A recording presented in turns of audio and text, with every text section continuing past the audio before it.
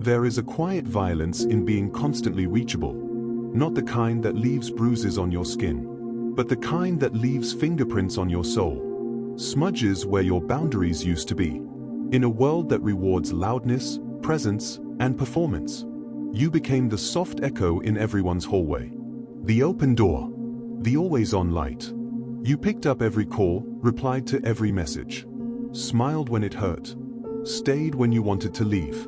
You wore your accessibility like a second skin. Transparent, pliable, self-erasing. But you didn't notice how the light in your eyes flickered each time you said yes when you meant no. You didn't notice how your voice grew quieter each time you swallowed a need, just to keep someone else comfortable. You thought love meant availability. You thought value meant visibility.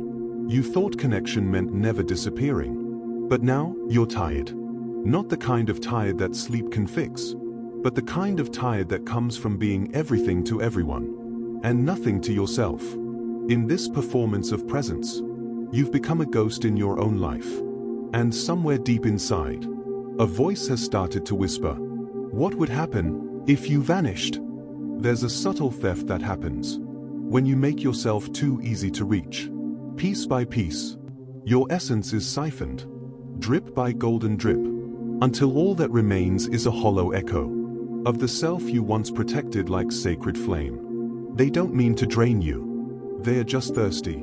And you've become the well that never runs dry. At least, that's what they believe. But every sure, I can talk, costs you a breath you needed to keep for yourself. Every no problem, I'll be there, takes a small bite out of your marrow. Every unread message you reply to at midnight leaves fingerprints on your nervous system. You wonder why your chest feels tight, why your sleep is thin and twitching, why you feel watched even when alone. It's because you've become a lighthouse on 24-hour duty, and no one asked if you ever wanted that job.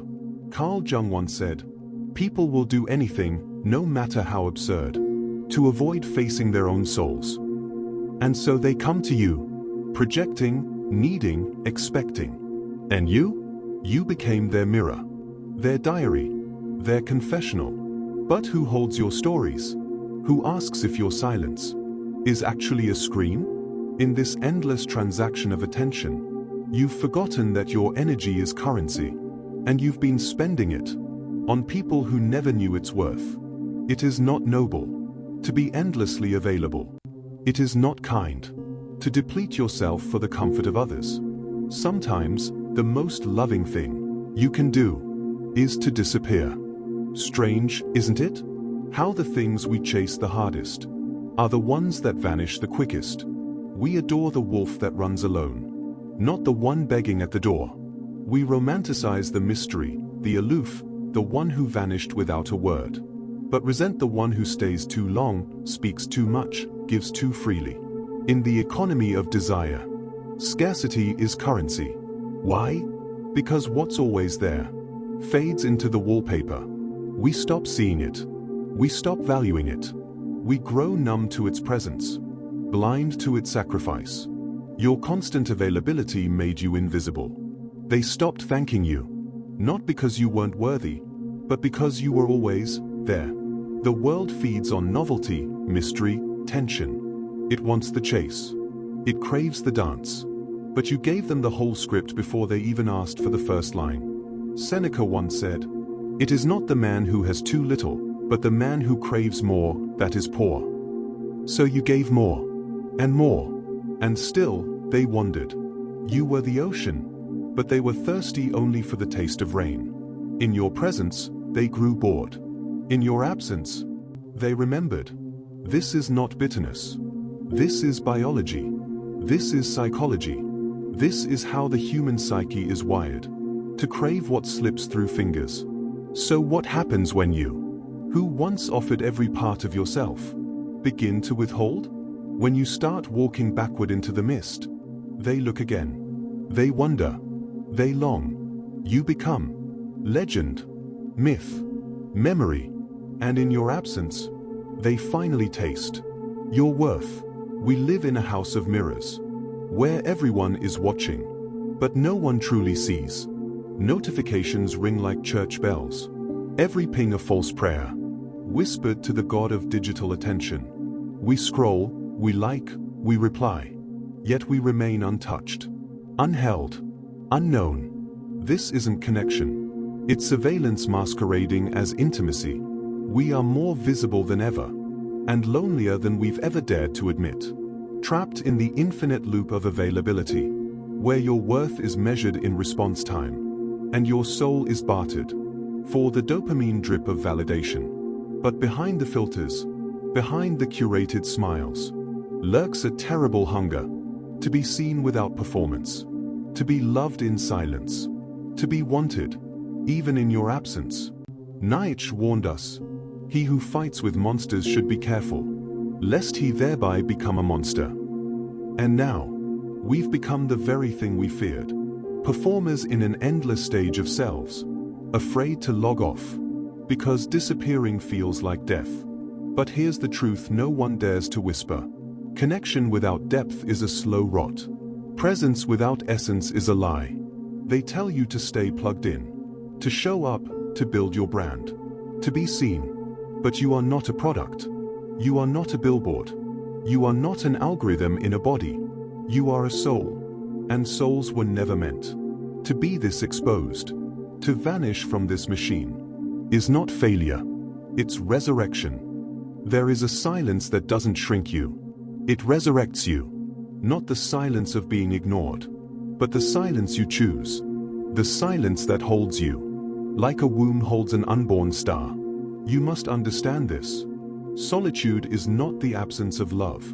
It is the reclamation of it. When the voice is quiet, when the messages stop pouring in, when the lights dim and the world forgets your name, that is when you meet yourself.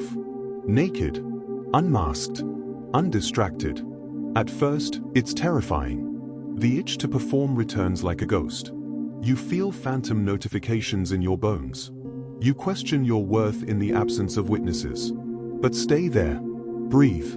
Descend. Because underneath the noise, beneath the branding, behind the 1,000 masks you wore to be loved, is a sacred being that doesn't need to be seen to exist. Gurdjieff wrote, "Only he who can be alone with himself can be with others in a real way." Solitude is a forge, a crucible. It burns the false self and leaves you with the raw, unapologetic core of who you are. In this quiet, you remember, you were whole long before they texted. You were wholly long before they noticed. No applause, no spotlight, just you and the echo of your soul, learning how to sing again. To vanish is not to abandon. It is to choose where your essence is allowed to flow.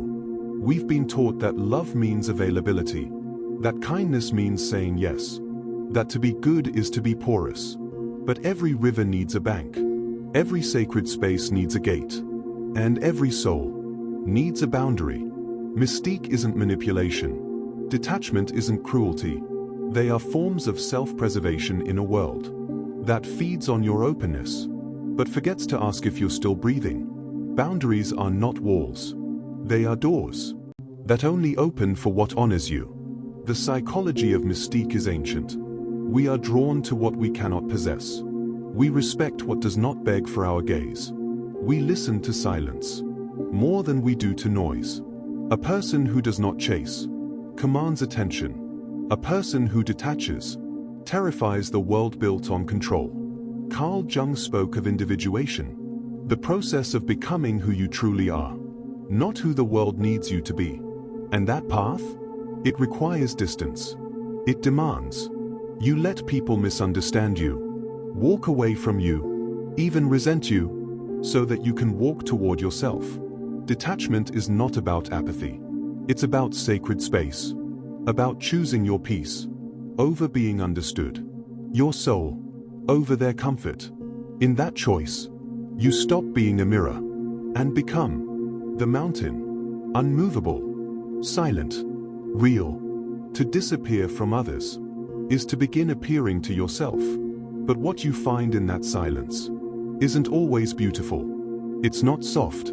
It's not light. It's the shadow, the graveyard of all you buried. To be loved. The smiles you faked. The needs you silenced.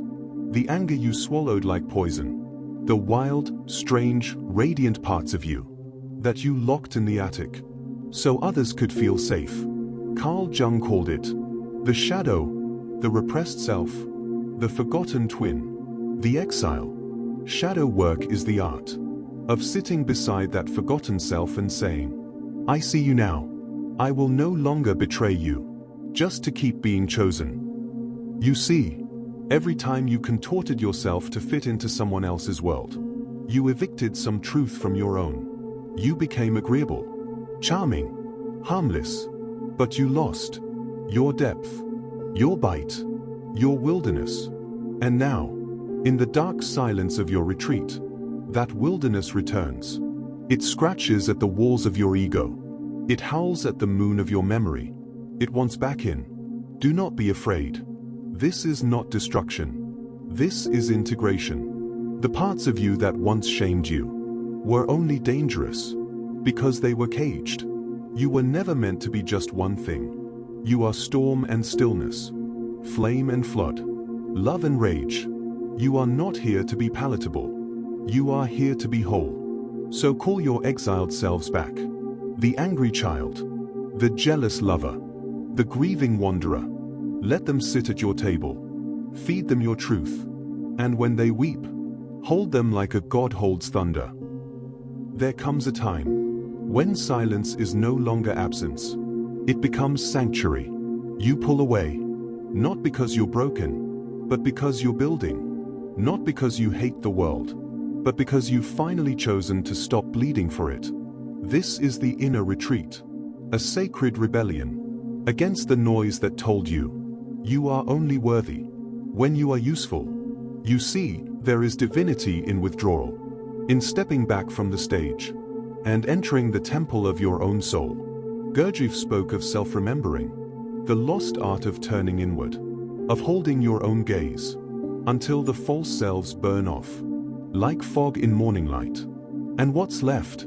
A presence so still, it rattles the teeth of illusion, a clarity so sharp, it cuts through every identity you ever wore just to belong. Here, in the cave of becoming, you learn the sacred art of nothingness. No striving, no explaining, no performing. You do not disappear into oblivion. You disappear into essence.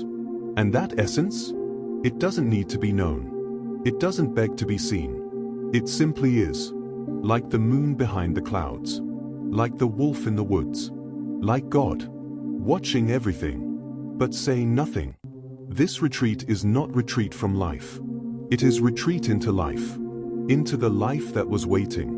Once you stopped letting the world shape you with its endless hunger. There is a presence that speaks louder when it says nothing at all. We mistake visibility for power, but true power is never desperate. It does not announce itself.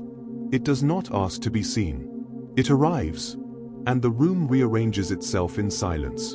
In a world where everyone is shouting, the one who whispers becomes sacred. Silence is not passivity. It is a boundary wrapped in stillness.